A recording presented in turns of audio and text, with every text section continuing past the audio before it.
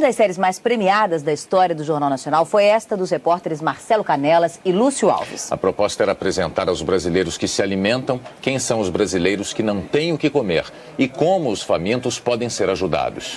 Este marco do telejornalismo foi ao ar em junho de 2001 e ainda hoje é exibido em salas de aula como um documento fiel, dramático e emocionante da fome no Brasil.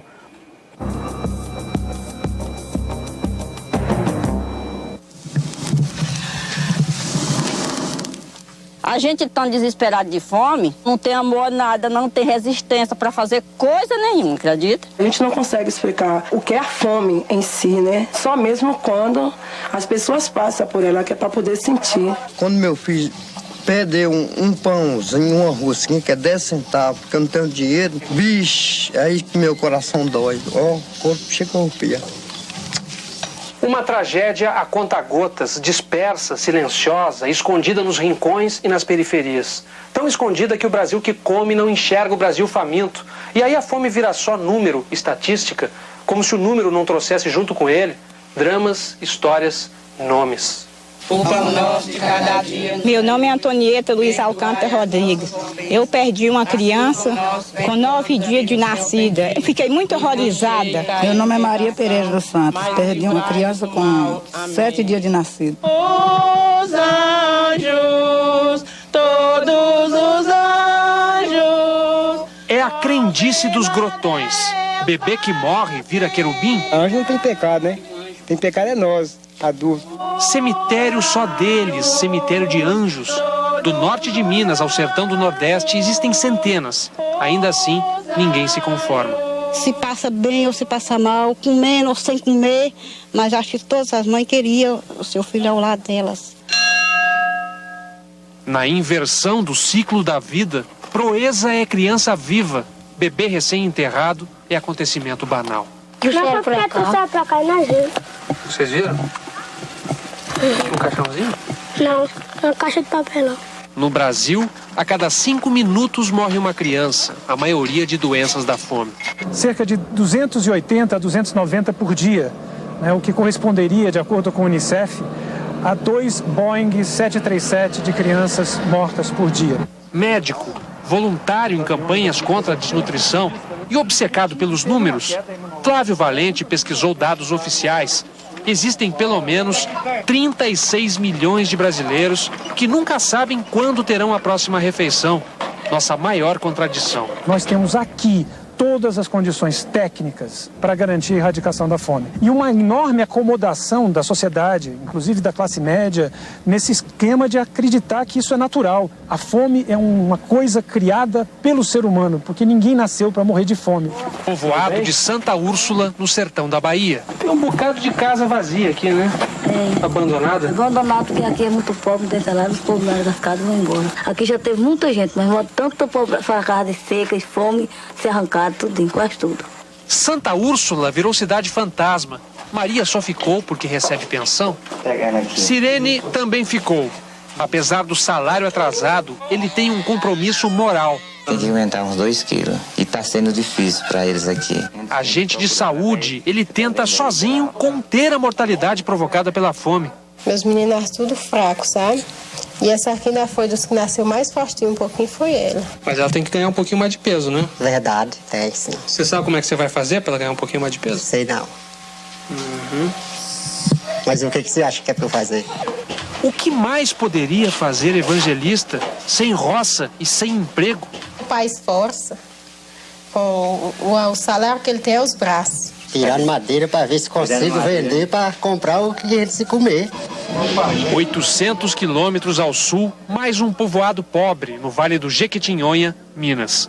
Aqui, onde as crianças compartilham favas contadas, adultos comem bofe de bode. Maria Rita mal se segura em pé. Eu tô sentindo anemia, acho que é profunda. O médico diz que a senhora tem que se alimentar bem, é isso? É. E a senhora diz o que pra ele? Eu falei que ele onde é que eu acho. O filho não consegue ajudar. Outubro, pra falar a verdade, eu não já ganhei nenhum real aqui, assim, trabalhando. De outubro pra cá, você não ganhou nada? Nada. Vai tentar a vida em alguma cidade grande? Sair pra lá e deixar ela doente aí, que eu não sei nem como vai. pode acontecer. A vida na cidade grande seria melhor? Nos alagados de Salvador, uma pergunta provoca comoção. O que vai ter hoje no almoço? Comoção e constrangimento. Vergonha de dizer que simplesmente não haverá almoço. É triste. Muito triste. Dá medinha você não ter. Deixa lá. A vizinha tem almoço. E a senhora acha que esse pirão alimenta? Alimenta. E é nutritivo. É nutritivo? É, sim. Mas tem farinha e água, né? Não importa. Pelo menos ela come, embora não esteja livre da doença. Desde o início desta reportagem, já se passaram 5 minutos e meio. Na contagem regressiva da fome, mais luto, mais uma perda. Nossa maior fortuna indo embora. Nosso óbvio tesouro esquecido em lugarejos e favelas.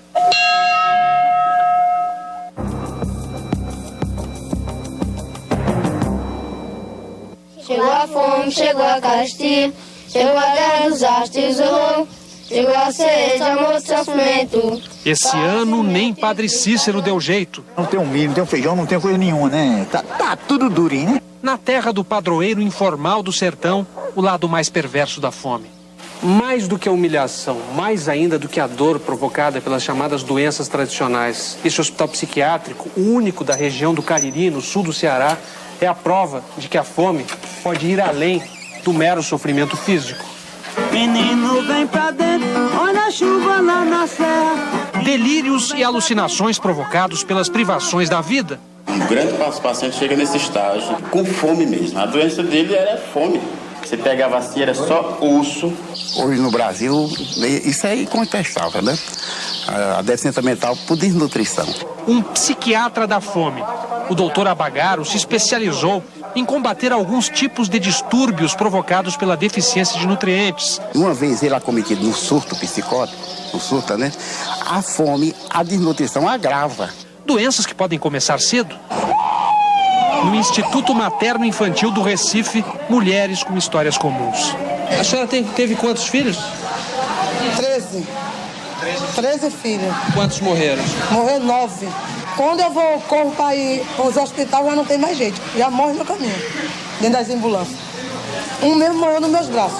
De fato, as crianças chegam tão fraquinhas que podem morrer das causas mais absurdas.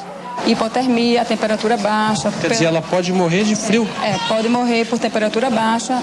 Sobreviver já é vitória, mas o que pode acontecer com um bebê de pouco mais de 3 quilos?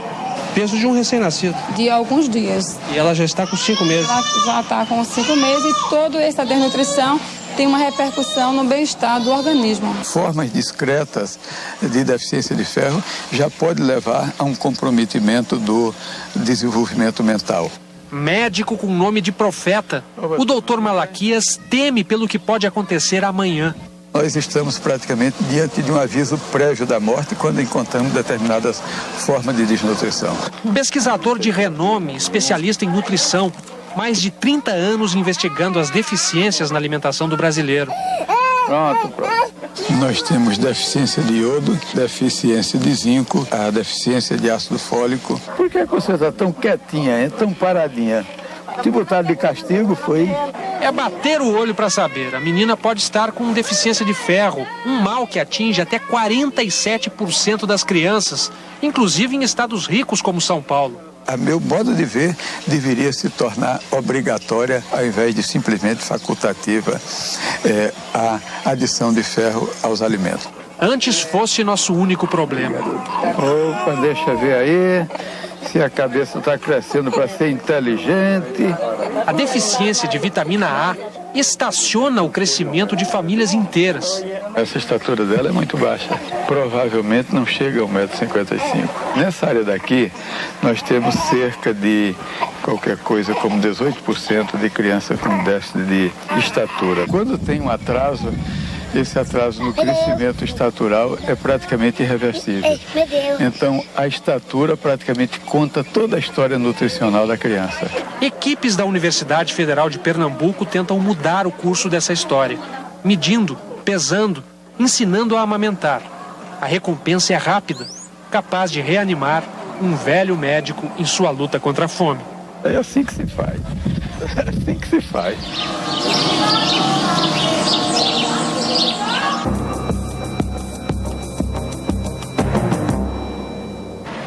Onde circula o dinheiro, onde corre a penúria, A esmola pobre cega e quiser vir no escuridão. o grito dos milhões, o pregão das migalhas. 51, 58, só é R$1 aqui.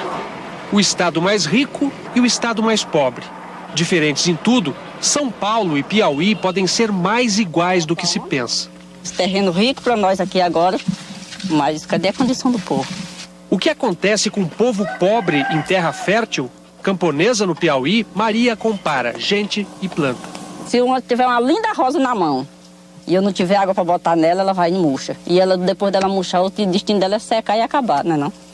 É a decisão da vizinha das Graças. Mesmo com todo o sofrimento, eu não quero sair do Piauí. A avó que assumiu os netos porque a mãe deles viajou em busca de emprego. O que fazer quando a fome vem?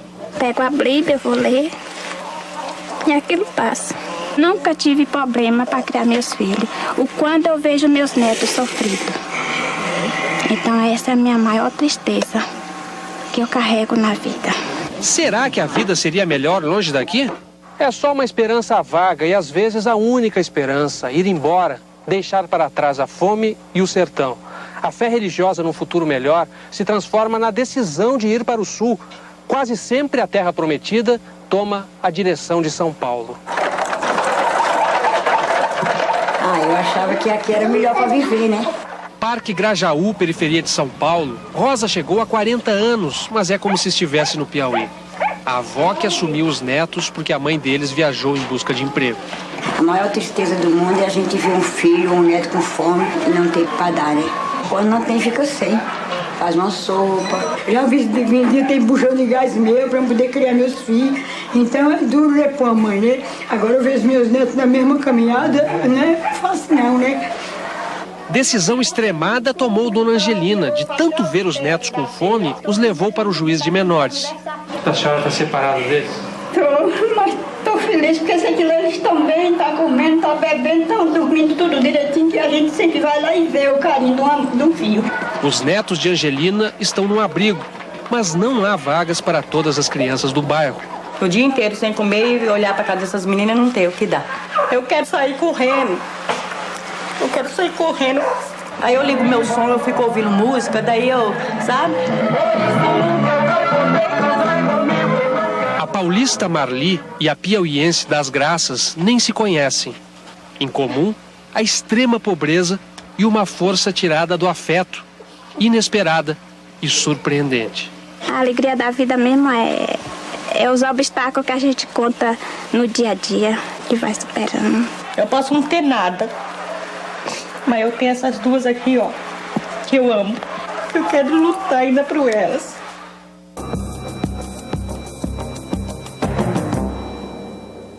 Uma constatação irrefutável, medida e checada. Essa creche, nós já detectamos 60% de crianças desnutridas. Uma premissa inquestionável, líquida e certa. Os estudos científicos mostram, né? Criança pobre tem que se alimentar do mesmo jeito de criança rica. Pés no chão, caridade ajuda, mas não resolve. Depois, um sentimento de urgência. O Estado é lento e a fome não espera. Aí vem o resultado. O engenho e a criatividade de brasileiros que arregaçam as mangas para vencer o desamparo. Evaldina ainda lembra. A água do sertão tinha dono, só podia apanhar em troca de voto. Tinha gente que não pegava, alguns pegavam e outros não pegavam. Por quê? Eles não deixavam? Porque eles não queriam aceitar a gente pegar. É muito dominante a guarda que é a favor do político, porque tem umas pessoas que dominam. Até que os pequenos agricultores de Campo Alegre, no interior da Bahia, decidiram. Água que cai do céu não tem dono. 2.800 cisternas foram construídas. Um projeto com dinheiro da Holanda. Água para os bichos, água para casa. Fica emocionado de saber como é que acontece uma coisa assim, de vir uma sorte dessa pra gente, de ter vindo assim um jeito dessa água ter chegado. Depois da água, a comida. A proposta é o bode na roça e a criança na escola. O Sindicato dos Trabalhadores Rurais de Retirolândia veio com a ideia. Nós daria 4 cabras e um bode e as mães colocavam os filhos na escola. Nasceu o Bode Escola. De uma só vez, comida e estudo. Dona Heloísa ri à toa. Eu fiquei muito alegre, né? Que eles não tinham essa oportunidade e hoje eles têm a oportunidade, né?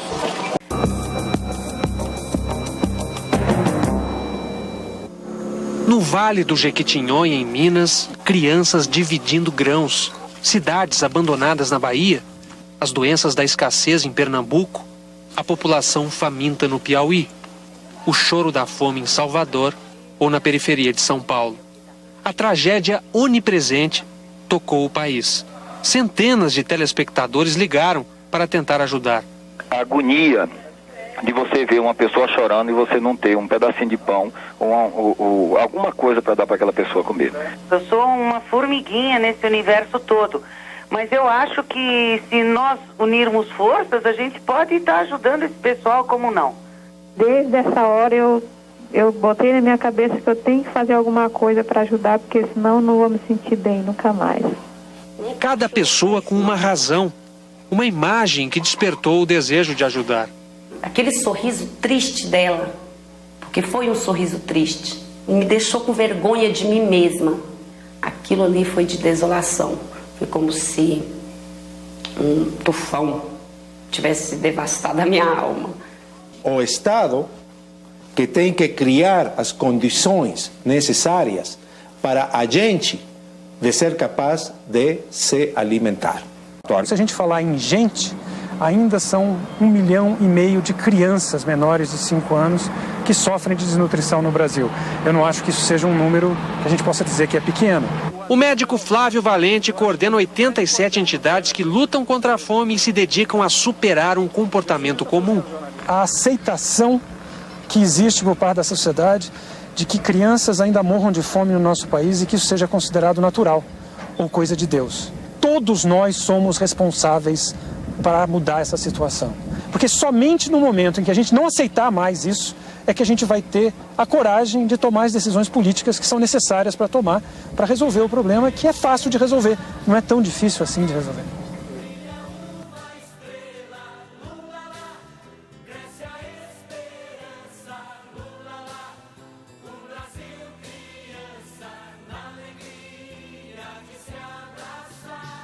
O Brasil saiu do mapa da fome, esse é um relatório da FAO que foi publicado hoje de manhã. É a primeira vez que o Brasil sai do mapa da fome. Hoje nós temos 1,7% da população em situação de fome. Esse indicador, esse índice caiu 82% nos últimos 10 anos. Por que isso aconteceu? Aconteceu porque nós decidimos combater a fome. Isso não acontece naturalmente. Não é porque aumentou a produção de comida que a gente tem as pessoas saindo da situação de fome. Em outras épocas do Brasil aumentou sua produção de comida e o povo passou mais fome. Hoje nós estamos conseguindo reduzir a fome no Brasil e tivemos essa vitória porque aumentamos a renda da população pobre. Quem passava fome no Brasil? Os pobres. Aumentamos a produção de alimentos, mas esses alimentos estão acessíveis hoje para a população que tem mais renda. Hoje nós também melhoramos a alimentação das nossas crianças, com a merenda escolar, por exemplo. O Brasil alimenta por dia 43 milhões de crianças em todo o Brasil. Isso representa uma Argentina por dia que é alimentada. Isso garante que as nossas crianças, além de ter renda em casa, também têm um alimento saudável. Então, um conjunto de ações que somadas nos garantiu essa vitória. O Brasil aumentou o salário mínimo e o Brasil aumentou o número de empregos formais. Então, aumento da renda. A segunda questão, aumentou o número de calorias disponíveis, aumentou a produção e aumentou a produção de alimentos voltados para o mercado interno. Isso é uma outra vitória. Algumas políticas públicas de proteção social, como a merenda escolar, também são citadas, muito bem citadas, e essa articulação que é feita entre os vários ministérios, que criou um ambiente onde a questão da segurança alimentar não é de um único ministério, não é um problema único no Brasil. A gente está conseguindo juntar todo mundo em torno de um único objetivo: saúde, educação, agricultura, Embrapa, né? Então, hoje o Brasil consegue ser uma referência no mundo. Então, o Box diz: quem quiser resolver o problema da fome, siga esse exemplo. O Brasil é um exemplo a ser seguido. botar o pobre no orçamento, garantir que a fome fosse prioridade, colocar o problema, não esconder a fome, colocar o problema da fome como centro da nossa política e colocar a superação da pobreza como centro da política. Isso permitiu que hoje a gente pudesse estar comemorando sair do mapa da fome, mas vamos continuar buscando todo mundo no Brasil que ainda está em situação de subalimentação para garantir todo mundo bem nutrido, bem alimentado e aí sim a gente poder comemorar definitivamente.